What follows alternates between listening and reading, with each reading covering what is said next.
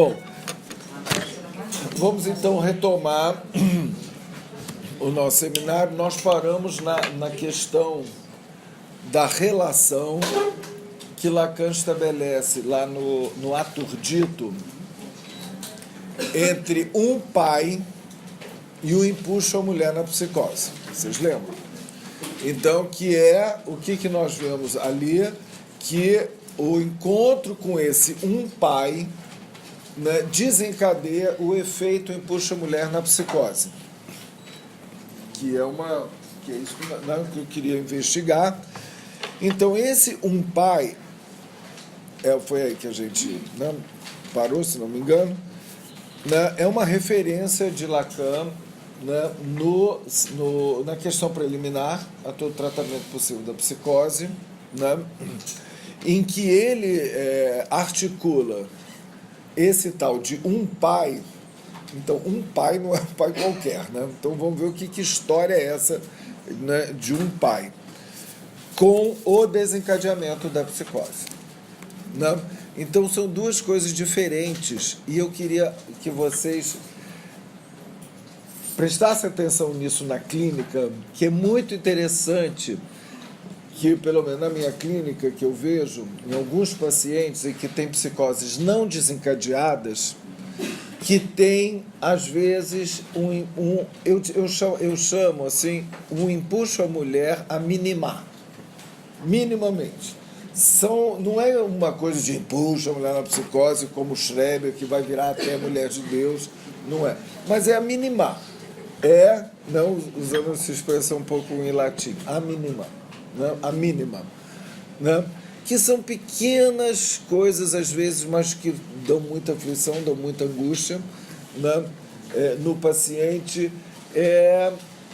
Por exemplo, diz assim, eu estou andando na rua, aí de repente tem umas pessoas que começam a me olhar, e eu não sei por que estão me olhando, e aí eu tenho a impressão que eles estão vendo que o meu rosto tem traços femininos. Ou então que eu tenho uma coisa assim, que eles me veem dessa forma. Aí daqui a pouco passa e daqui a pouco, então aquilo tenta ser elaborado ou então em adolescente isso acontece muito também. Quando o adolescente começa a ter transformações corporais e aí ele acha que, por exemplo, o seio está crescendo muito. Claro que isso pode ser uma queixa neurótica, digamos, do menino, né? Mas eu já vi casos de psicose, né, que isso é um indício. Então, eu fico pensando que a gente pode também pensar esse impulso à mulher, para vocês ficarem atentos, como também um sinal de psicose. O que não quer, por isso que a gente vai ter que diferenciar, né, da questão do transexualismo, o que é, o que não é, sabe? Porque é uma questão, né, é uma questão delicada, né? Isso, e que é claro que esse impulso à mulher na psicose que Lacan traz aqui, e que muitos analistas, inclusive lacanianos, usam como o modelo da transexualidade, né, é algo que Lacan pegou em Schreber, o que não quer dizer que a gente possa generalizar isso. Então, vamos ver exatamente o que é isso, que em Lacan, em 58, ele coloca, e vamos ver como esse um pai em relação ao desencadeamento, e depois ele coloca em relação ao impulso à mulher na psicose. E eu acho que nós podemos pensar as duas coisas, né, a nível da clínica. Então, esse um pai.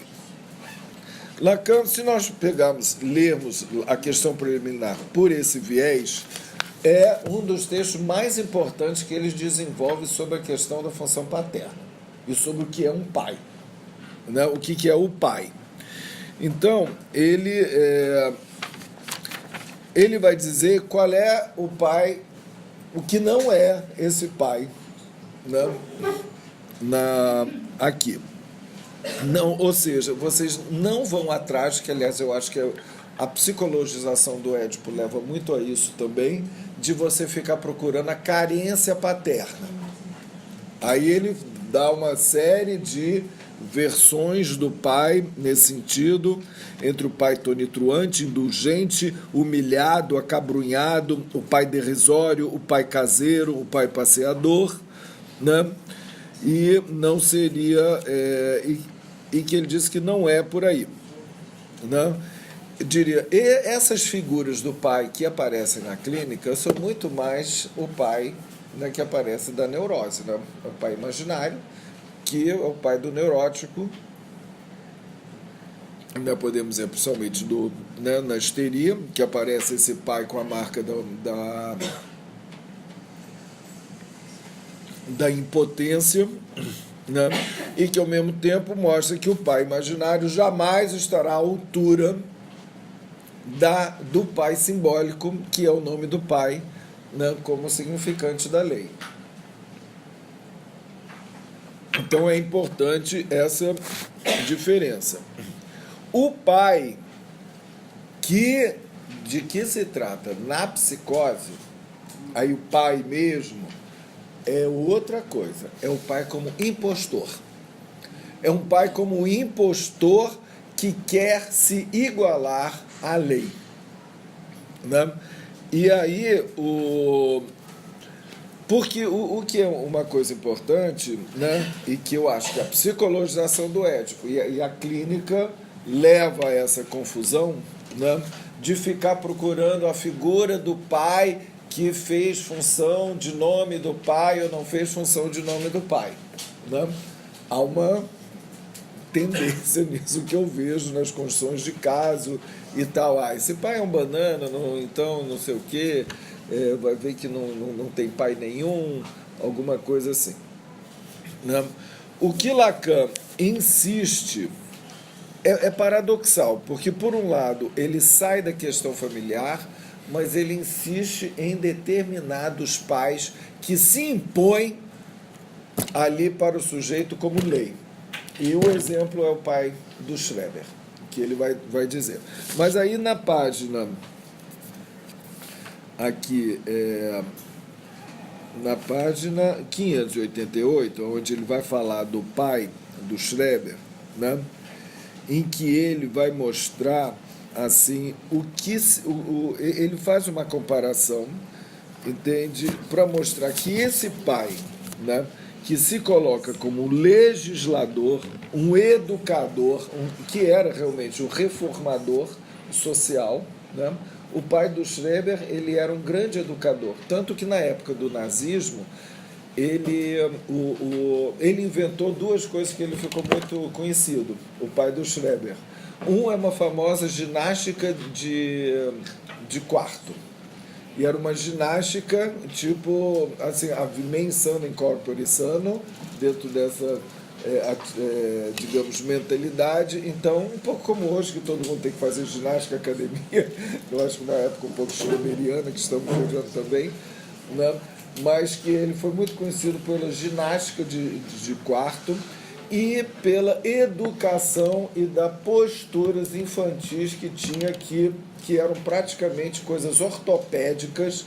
Vocês conhecem os desenhos? Vocês têm que conhecer os desenhos do pai do Schreber educando a criança. Ele coloca o desenho assim para a criança escrever direito, né, com a postura, e assim máquinas propriamente de tortura. Para andar em pé tinha uma espécie de roda assim, em que punha a criança para ficar andando reto, né?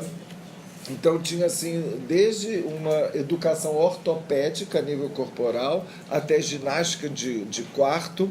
E ele também fez uma coisa assim, que para a saúde mental e física todo mundo tem que ter um jardim. Então isso até hoje, na Europa, na Alemanha, né, se cada um tem um pedacinho de terra. Então, como aqui não tem um pedacinho de terra, então você vai ter assim mais ou menos uns 3 metros quadrados, né, sei lá na Serra de Petrópolis. Então, todo domingo você vai lá para o seu quadradinho de 3 metros quadrados, né, para cultivar os seus jardins, que foram a Schrebergarten, né, que foram muito desenvolvidos também. Então, ele era um grande educador, um grande legislador, né, como chama Lacan, um reformador, né? Social, através da cultura física, iniciador das pequenas hortas, destinadas a manter no empregado um idealismo hortigranjeiro, as quais ainda conservam na Alemanha o nome de Schrebergarten.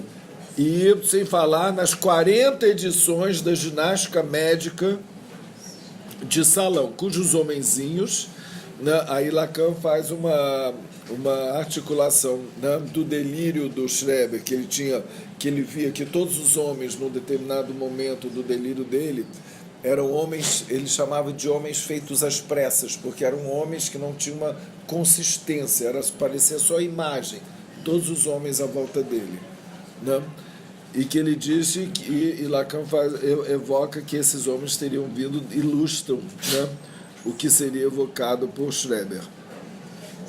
E aqui ele faz uma comparação, né, à semelhança do grumete da célebre pesca de Prévert, né, de mandar as favas à baleia da impostura, depois de haver, segundo a tirada desse trecho imortal, perfurado a trama do pai à ponta.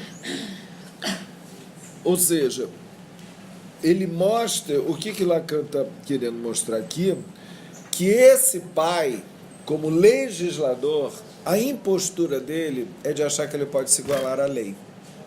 Então isso seria a impostura, né, não sei se paradigmática, do psicótico, do que seria esse pai psicótico. E aqui é interessante que... Pai do psicótico. Exatamente. E aqui nós encontramos, todo mundo fala e repete, tem teses sobre a mãe devastadora, né? A devastação da mãe. Pois em 58, olha o que o Lacan falava. A relação do pai com essa lei deve ser considerada em si mesma, pois nela encontraremos a razão do paradoxo pelo qual os efeitos devastadores da figura paterna são observados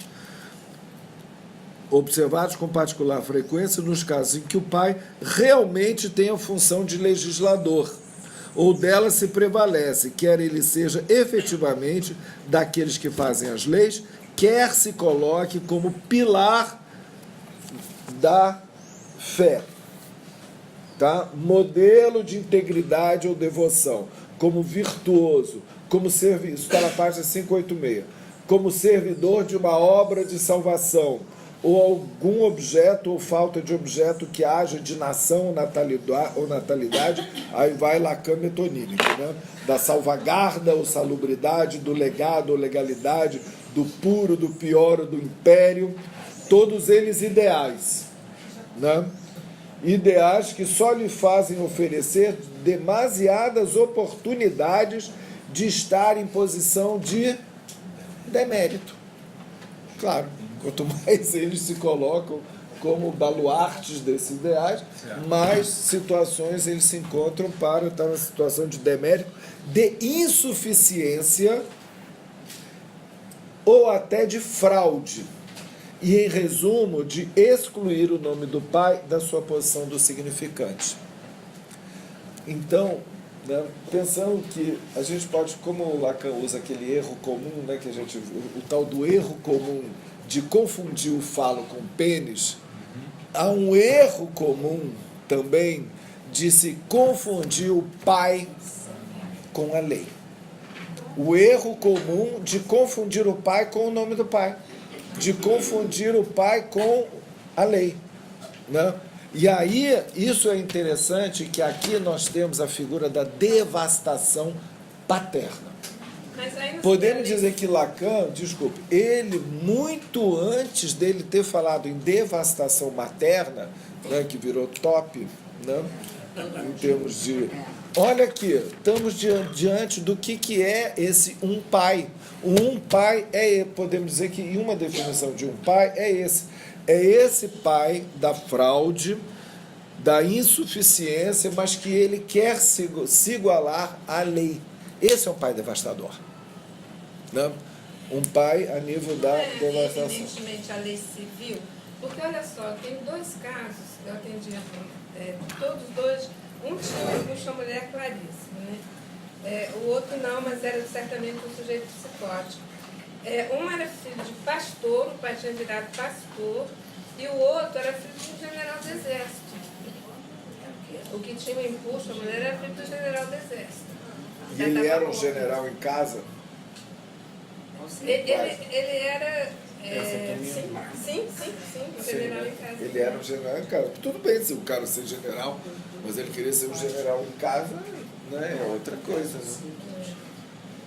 Mas é interessante vocês pensarem também, existe uma devastação paterna.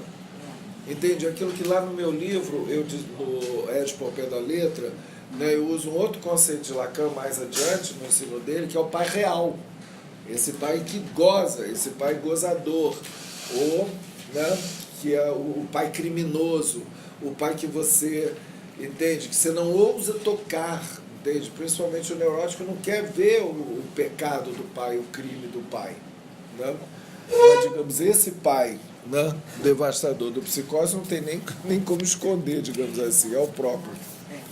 Esse pai devastador com essa educação ortopédica aí, nada mais nada menos, teve 2 filhos que se suicidaram. Também, exatamente. Só o terceiro, que é justamente o Schreber, que aos 51 anos abre o surto. Mas foi o que foi melhor, com todo o drama dele. Foi. Os outros se suicidaram. Foi, exatamente. Eu achava que era um só, não sabia que eram 2 que se tinham suicidado. Não, eu li que fotos no meu seminário lá. Aí, É verdade. a educação é um negócio assim. As fotos comprovam. Aí a tortura, né? Uns ferros assim na cabeça, segurando o garoto na hora que vai escrever, ou na cadeira, um peso aqui, outro aqui, o corpo fica assim, não pode curvar. Não sei quantas horas. Coisas absolutamente bárbaras, né? De tortura, né? De tortura. De devastador. E aí Lacan, eu fui um pouco atrás de ver esse vamos ler o... Eu queria falar uma coisa que eu achei interessante falar do crime, né? Pelo outro avesso da lei, porque eu tenho um paciente psicótico fazendo em casa dele. E que o pai foi um dos grandes criminosos, chefes do tráfico. Né? E na esquizofrenia, mas ele constrói um mundo criminal. Não sabe falar inglês, mas ele constrói um mundo criminal. E por uma outra vertente, que é o pai que encarna a lei, apesar de ser do crime, né? Mas é Só outra lei. mostrando porque não é dessa lei, não é do general, não é, mas é uma Mas lei a lei do absolutamente tráfico. sem lei, né? É uma A lei. lei do tráfico. Foi um dos grandes. E isso é absolutamente fundamental, inclusive no pouco que ele consegue construir, né, desse mundo criminal dele, que é o mundo de todas essas questões desse pai, que me acredita em tudo, inclusive. Não pode E isso ver, aparece no delírio dele. não pode, por exemplo, ver uma televisão, o pai vem na televisão. Se ele olhar uma mulher, o pai vem na televisão, porque ele é impedido de olhar uma mulher por conta do pai que vem na televisão. Então, ele intervém. Só que eu achei interessante que é o outro lado da lei, que é do crime. Exatamente. Mas ele é chefe. Ele é chefe. É chefe, então tem essa posição. Ok? Não é a lei, né? A lei a qual ele tenta se igualar é a lei universal, é a lei simbólica. Né? Então aí tanto serve que seja a lei do general, do pastor, né? O do tráfego é aquele que se iguala, né, à função do legislador. Né? Isso é uma coisa... Porque o pai, entende, é um dos nomes do semblante. Quer dizer, não pode esquecer. Então o pai, entende, a função de pai não deixa de ser um semblante. O próprio Lacan vai fazer equivaler o nome do pai a um semblante também. Né? Então, eu acho que isso é importante. Vamos ler então o que é essa tal da baleia da impostura, que Lacan fala assim, né? Manda, e que na célebre, ele diz assim, na célebre, a semelhança do grumete, da célebre pesca de Prévert, manda as favas a baleia da impostura. Baleia da impostura, sei lá, vamos pensar o que é isso. Você pode ler então? Posso. É do Jacques Prévert. Tudo ou só Como é que até chama, as hein? A favas? Pesca da A Baleia? Pesca da Baleia, eu achei em Poesia Ilimitada, Blogspot. A Pesca da Baleia Prévert. A pesca da baleia, dizia o pai com voz colérica ao seu filho Próspero, deitado ao lado do armário. A pesca da baleia, a pesca da baleia. Você não quer ir? E por quê? Posso saber? E por que irei, papai? Pescar um animal que não me fez nada. Vá, velho, vá você mesmo pescá-la, se isso lhe dá tanto prazer. Prefiro ficar em casa com minha pobre mãe e o primo Gastão. Então, na sua baleeira, sozinho, o pai se foi, pelo mar encapelado. Eis o pai no mar, eis o filho em casa, eis a baleia enraivecida, e eis o primo Gastão que vira a sopeira. A sopeira com caldo, o mar está bravo, a sopa estava boa, e eis que Próspero sentado se entristece. A pesca da baleia não fui. E por que não fui? Talvez a gente a tivesse arcoado, e então teria sido possível comê-la. Mas eis que a porta se abre e, escorrendo água, o pai aparece sem fôlego, trazendo a baleia às costas. Joga o animal na mesa, uma bela baleia de olhos azuis, um animal como raramente se vê, e diz com voz queixosa: depressa, vamos esquartejá-la. Tenho fome, tenho sede, quero comer. Mas eis que Próspero se levanta, olhando o pai no branco dos olhos azuis de seu pai, azuis como os da baleia de olhos azuis. E por que vou esquartejar um pobre animal que nada me fez? Azar meu. Desisto da minha parte. Depois joga a faca no chão, mas a baleia pega da faca e, arremessando-se contra o pai, fura-o de um pai ao outro. Diz o primo Gastão, isso me lembra a caça das borboletas. E eis que Próspero que rediz o aviso fúnebre, a mãe que fica de luto pelo pobre marido, e a baleia com lágrimas nos olhos, contemplando o lar destruído, grita de repente: por que matei este pobre imbecil? Agora os outros vão me caçar numa motogodile, e depois vão exterminar todos os meus. Então, soltando uma gargalhada inquietante, caminha para a porta e diz, casualmente para a viúva: ó, dona, se alguém me procurar, seja gentil e responda: a baleia saiu. Queira sentar e esperar. Dentro de uns 15 minutos, talvez, esteja de volta. Dentro de uns 15 anos. 15 anos? 15 anos. 15 anos. Como vocês interpretam Lacan pegar esse poema para falar da impostura do pai?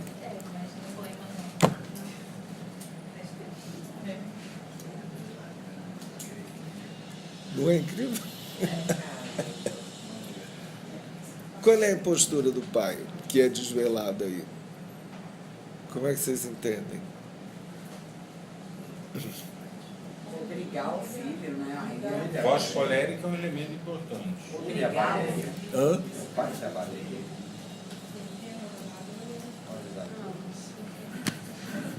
Agora, a voz colérica é uma coisa que eu nunca li, primeira vez. E o que eu estranhei um pouco é o tempo da pesca e joga a baleia em cima da mesa. Não sei se ele foi pescar ou não foi pescar. Realismo fantástico, né? Digamos, licença poética. Bom, o que eu vejo é que o pai que se propôs fazer uma bravata, né, de pescar uma baleia sozinho, entende? Traz a baleia e a baleia o mata. Essa aqui é a postura. Eu acho que é essa a impostura. A impostura... Morto pela baleia. O que é? Morto. Ele foi morto pela baleia. Né? Eu acho que a baleia que mostra a impostura dele, que achava que ia pescar a baleia sozinho, que ia se dar bem. A baleia veio e furou, né? Furou esse pai. Entende? Mostrou que que ele é impotente, que ele não é isso tudo. Né? Mas é interessante, e Lacan, né, ele vai pegar, manda as favas a baleia da impostura. Ou seja, e que ele diz que esse manda as favas a baleia da impostura, quer dizer, essa impostura do pai, né, que acha que vai dar conta de pescar uma baleia, né, desse porte. Eu pensei, será que no caso da baleia funciona como a letra que faz furo? Como? A baleia representaria a letra que faz furo? Pode ser uma boa interpretação também. Pode ser o próprio, né, alguma coisa que vem barrar esse pai. Né? E um verso eu não entendi. Que Hã? a baleia fura de um pai ao outro. É de part à autre. Isso não também é difícil dizer de part à autre. Aqui foi É de traduzido. cabo a rabo? Aqui foi traduzido de pai a ponta.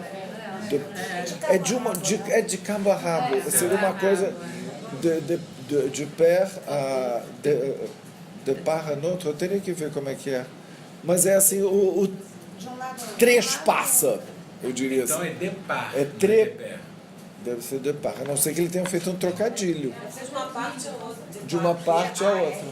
Hã? Deve ser P-A-R-T. Você está com texto francês? Não sei, imagino que seja. Não, teria que ver, mas pode ser que o poeta tenha feito um trocadilho. De terra a outra, assim. Já é lacaniano, já. É, Não tem problema. Eles cortejou, parece. é de par en par. Ah, exatamente. O autor, o poeta, ele pega a expressão que é de par en par, né? De par en par. Seria trespassado, que vai de cabo a rabo. E ele faz o equívoco colocando de pair en par. Então é isso. Mas é interessante que ele trespassa o pai, né? A baleia, né? Ou seja, furando completamente esse pai e mostrando aí, né, a sua impostura. Depois tem uma consequência porque a baleia se sente culpada. O que eu fui fazer acabar com esse pai? Essa família. Fica em culpa, né? Deixa um resto lá e vai embora.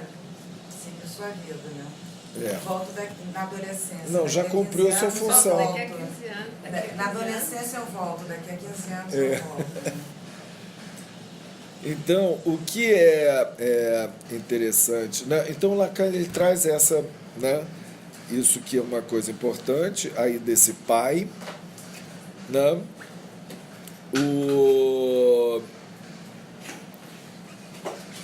Ele mostra, digamos, a devastação dessa figura paterna e, principalmente, que é alguém, então, que não estaria, entende, sustentando que ele é furado. Né? Você falou da letra, né, que fura, que não é furado, né? Ou seja, aquele que se toma pelo outro.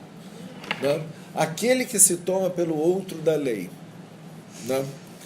Não se considera representante, né? Como? Ele não se considera representante. É, Ele não ele- sabe ocupar o lugar de É representante. por isso que eu falo. Mas e sim da própria lei. É. Como se fosse da própria lei. E aqui é muito importante que o nome do pai, né, que Lacan vai insistir desde aqui, não é, a gente não vai encontrar nessas figuras de pai. O mais importante que ele diz é o destino que a mãe dá a uma autoridade do pai. Aqui. E, quando ele escreve a metáfora paterna, se trata muito mais daquilo que, sem referência ao pai ou não, vem, né, barrar o desejo da mãe, né, para a criança. Mas, então, o que é importante aqui é que esse um pai, como é que aparece, então, esse um pai? Que a gente viu que não é o pai carente, que é muito mais esse pai, né? Esse pai, e o que ele diz é que um pai, né, vou só retomar isso, venha no lugar em que o sujeito não pôde chamá-lo antes. Basta que esse um pai se situa na posição terceira em relação, em alguma relação que tenha por base o par imaginário a linha, referência ao esquema L, né? E que é uma coisa interessante, porque quem seria aqui, no caso Schreber? Como seria essa situação? Como ele diz, a situação que vocês têm sem procurar na conjuntura dramática. dramática, como um drama, como uma peça de teatro, como uma novela. Essa situação que ele propõe é uma indicação mais clínica impossível. Qual é a situação do drama aonde isso acontece, né? Nós temos, então, a hipótese, né, dele mais simbólica, mais conhecida, né, que é o presidente Schreber é chamado para ocupar o cargo de presidente da corte, né, o advogado é chamado, o jurista é chamado para ocupar esse cargo, que é um cargo simbólico, que equivale a, né, uma função paterna. Ele, não tendo o nome do pai, desencadeia a psicose. Hipótese 1. Mas aqui temos uma outra hipótese também de desencadeamento, que é o encontro com esse um pai. Então, como é que seria, né? Eu relendo o Michel Bousserou, que trabalhou também sobre essa questão, ele coloca, e eu concordo também, que o par imaginário era Schreber e a mulher dele, e a própria mulher que fazia um par imaginário, e que um pai que entraria é o Flechsig. É o Flechsig que entra, né, que é o médico que vai virar o primeiro perseguidor dele, né, o primeiro perseguidor no delírio. Podemos pensar que, né, que tem essa dupla conjuntura, né? O que é muito diferente, né, vou ver um pouco mais adiante, da hipótese freudiana de uma, como se diz, uma onda de uma pulsão homossexual que teria, né, tomado conta de Schreber e que, por causa disso, ele teria desencadeado a psicose, né? São duas hipóteses que vão todas em relação a questão do nome do pai, né? Do Flechsig, que a gente teria que analisar quem era esse Flechsig também, que estava numa posição de superidealização para o Schreber, que tinha sido médico dele no momento anterior de um surto que ele teria tido, ou uma doença, ou uma hipocondria que ele teria tido anterior, né? E que entrou de uma certa forma, né, quando ele teve algum problema, né, ele entrou com, né, aí em relação a esse par imaginário, né, do estádio, que é, na verdade, do estádio do espelho, e que podemos pensar que é o aqui, né? Acho que é uma simples, né, que o Lacan usa aqui, para isso é o esquema, né? É o esquema L, né, que tem essa setinha aqui, né, e o sujeito recebe sua própria mensagem de forma invertida, né? É aqui, apesar dele não escrever, que se situa o nome do pai no lugar do outro. Né? O nome do pai no lugar do outro se situa aqui no lugar do inconsciente. É isso que a gente poderia dizer que faz com que o outro seja amarrado. Né? Pois bem, no caso, nós temos aqui o nome do pai fora incluído, o nome do pai índice 0. Quando Lacan diz, então, é um pai que vem no lugar em que, né, em posição terceira em relação à linha, é exatamente nesse lugar que vem um pai, né? Um pai entra aqui. Então, de uma certa forma, havia uma, podemos dizer, vamos pensar no momento não desencadeada, a psicose, havia uma certa estabilização, né? Mais ou menos a pessoa estava lá, né, indo muito sustentado, vamos pensar em psicoses não desencadeadas, por essa relação à linha, e que é muito importante. Encontrem na clínica de vocês, né, porque é um duplo, é uma irmã, é um irmão, é a própria mulher, é o próprio marido, né, que se encontra aí, quase como um ego auxiliar, né?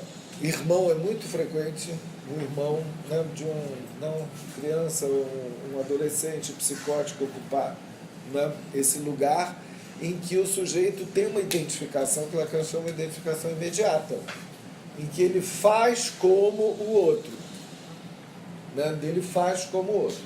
O que acontece quando entra um pai chama em oposição simbólica, aí é um pai, né? Eles chamam Paulo um pai. Nessa posição terceira, o que acontece? Isso daqui se desfaz. Essa diferenciação entre o pequeno outro, o grande outro, que se mantinha, mais ou menos, se desfaz, isso aqui colaba, e o que acontece? Nós temos o sujeito aqui equivalente ao ego, né? E o pequeno outro equivalente ao grande outro. E essa seta vem para cá.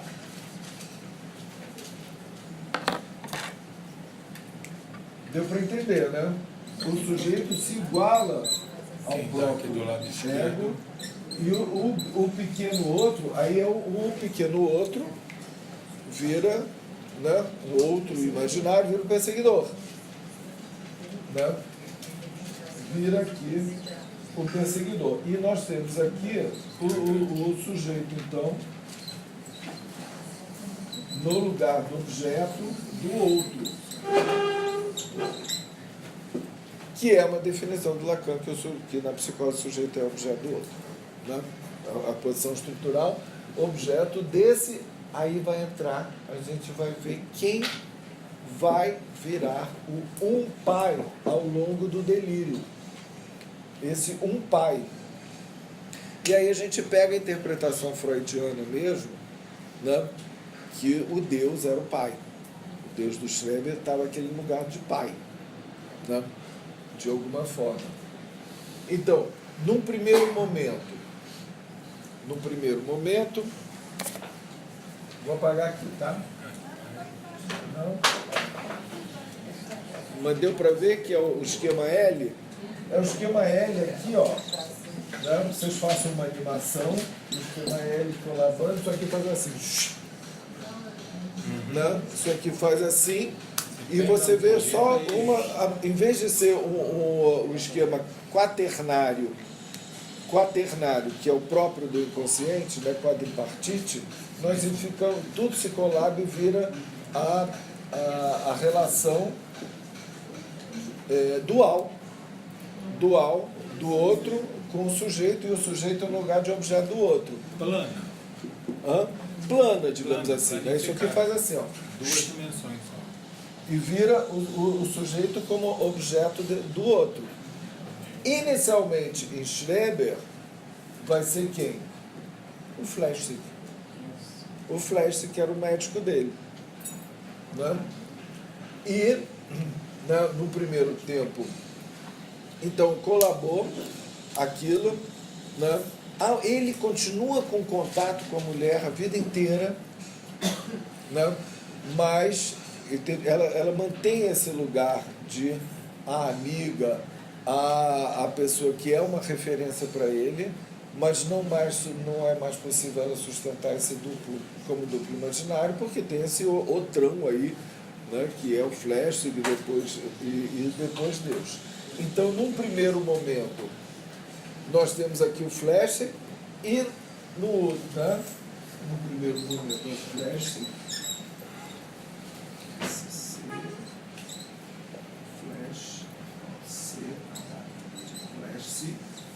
E depois Deus. Essa transição Aqui é o momento da erotomania, que Lacan chama de erotomania mortífera. Mortífera por quê? Porque...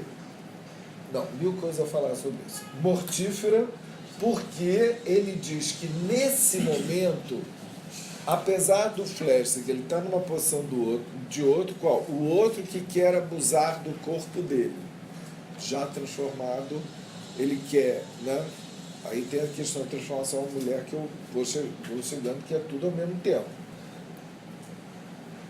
O outro que vai abusar dele, e depois o outro que vai abusar dele, mas aí ele deixa, né? Que é Deus. Quando o Flesch ele chama de uma erotomania mortífera, porque é um momento em que aparece aí a dupla do estádio do espelho, no seu gume mortal, como ele chama, representado pela frase: eu sou um cadáver, o corpo cadaverizado, que carrega um outro cadáver leproso. Então temos aqui essa dupla, que ao mesmo tempo é a dupla entre ele transformado em mulher para Flesch gozar dele. Não, porque a gente não estava ouvindo. Porque a gente não estava ouvindo. Então, mas deu para o que você não viu a partir de quando? O cadáver A partir da leproso. primeira. O cadáver. Então, a primeira coisa é essa redução da relação com o outro como uma dupla de cadáveres. Ou seja, há também uma deslibidinização total do corpo, um esvaziamento da libido corporal, né? Nesse momento de desabamento, de surto, que é o momento que ele fica catatônico, e na evolução da ideia do empuxo mulher, da transformação em mulher, é um momento em que ele vai ser transformado em mulher, começa a ideia de ser transformado em mulher para ser objeto de abuso sexual da parte do Flesch. Porque a primeira coisa que acontece no encontro com esse pai primeiro momento da transformação em mulher, é uma intuição delirante. A intuição de como seria bom ser uma mulher sendo submetida a um coito. Intuição delirante. Aí depois vem uma solução impossível, digamos assim, né? Que é a feminização impossível, que é por ele a feminização impossível, segundo tempo, que é ele ser transformado em mulher para ser objeto do Flesch. Terceiro tempo, solução. O empuxo à mulher como solução. Então, que é ser a mulher de Deus para dar origem a uma raça de homens schreberianos. E aí, ok. Aí vira uma solução. Então, o empuxo à mulher tem uma evolução. Né? Tem primeiro uma intuição delirante, depois uma feminização impossível e super angustiante. E terceiro momento como solução, né? Que aí é a transformação propriamente, né, em mulher.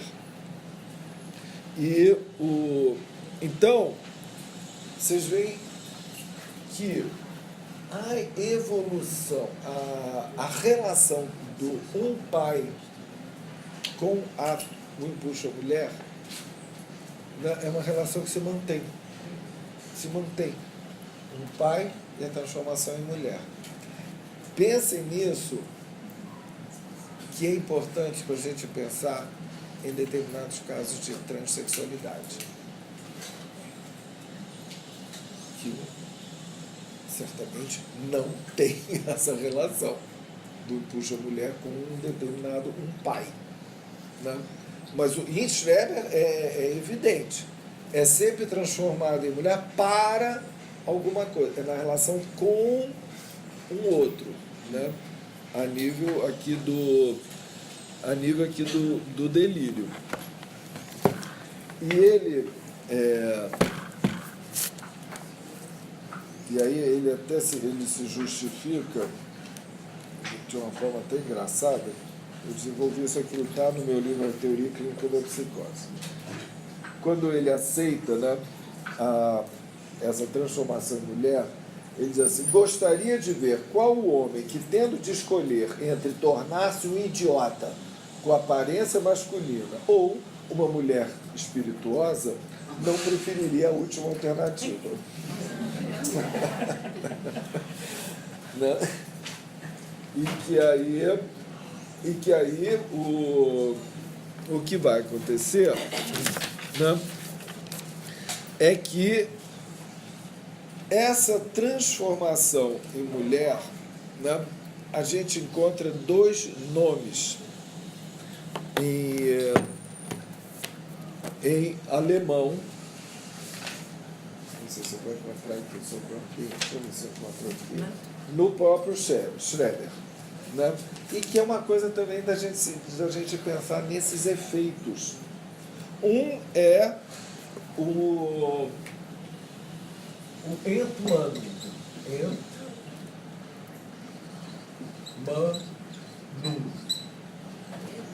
Entmanum.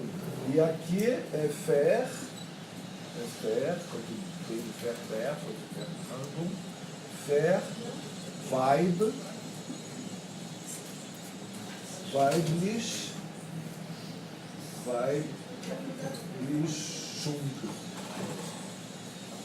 Como vocês falam alemão, vocês devem ter visto aqui que tem o vibe de mulher e aqui esse fer de negação, que significa operação, né? Então, fer, rango, fer, verbo, não sei o que, é operação.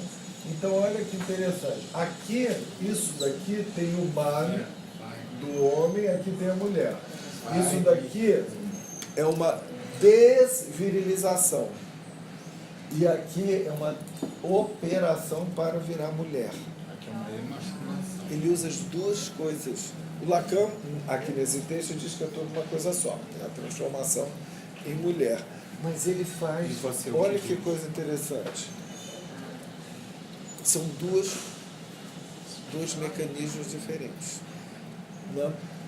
Que a gente pode até pensar, né? Esse daqui é ligado a uma emasculação e vinculado, inclusive, ao delírio de castração corporal que ele sentiu em determinado momento,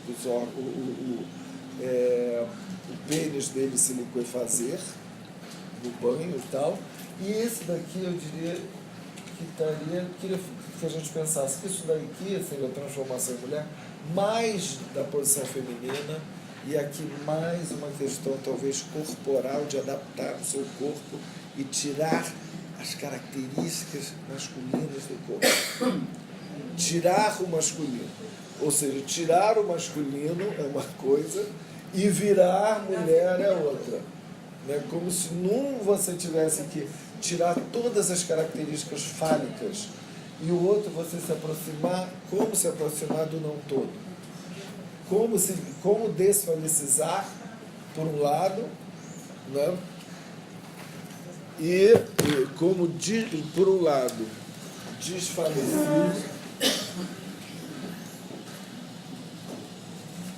né? Desfaleciza, e do outro lado transforma, quer dizer, eu diria ir para o lado, vamos dizer, não sei, ir para o não todo, vou colocar assim. Ou seja, uma operação, duas operações fortes no sentido de ir para o lado, né, da mulher. Um é, o Lacan chama aqui, né, na página 571, transformação do sujeito em mulher, Verweiblichung, e a eviração. Eviração foi um termo que encontrado em português. Não, é isso mesmo. Eviração, né, ou desvirilização, ou emasculação, né, da humana. Então,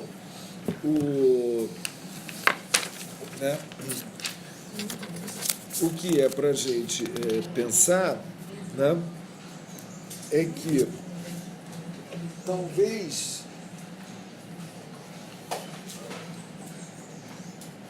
o que acontece no delírio dele? Ele sente que os seus nervos estão virando femininos, né? São duas coisas. Os nervos dele estão em conexão com o outro, por isso que é interessante pensar nessa conexão do efeito impulso à mulher, sempre ligado ao tal de um pai, que depois vira Deus. Os nervos, eles estão conectados com os nervos divinos, e esses nervos estão sendo transformados, ao mesmo tempo são vozes, são feitos significantes de linguagem, estão virando femininos, né? Mas isso não é suficiente. Por que, além disso, ele tem que ter uma prática transexualista de se travestir? Né? Além disso, ele tem que ter uma prática que é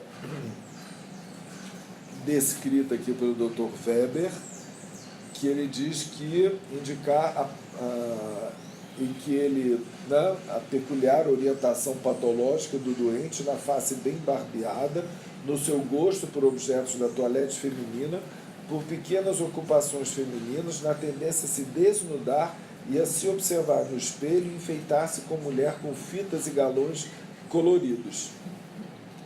E é dessa maneira que ele tem, então, que ele recebe Deus vestido dessa maneira para, né, gozar com Deus. Só que ele faz isso, inclusive, diante do espelho. Olha a maluquice. Ao mesmo tempo, tem aqui no estádio do espelho. Em bom português. E faz com flash. No estado do espelho, ele se vê transformado em mulher e ele como precisando daquilo para encarnar aí essa cópula com Deus. E isso diz ele que é uma exigência. Deus exige um gozo contínuo. É meu dever proporcionar nesse gozo na forma de um abundante desenvolvimento da volúpia. Não é uma volúpia qualquer. É uma volúpia, não é uma volúpia qualquer, uma volúpia de alma. Não é só do corpo, é de alma. Né? E aí ele diz que diante de todo esse sacrifício é natural então que ele consiga gozar um pouquinho também. Né? Então, aquele gozo que ele proporciona, né, ao grande outro divino aí, ele também, né, faz parte disso.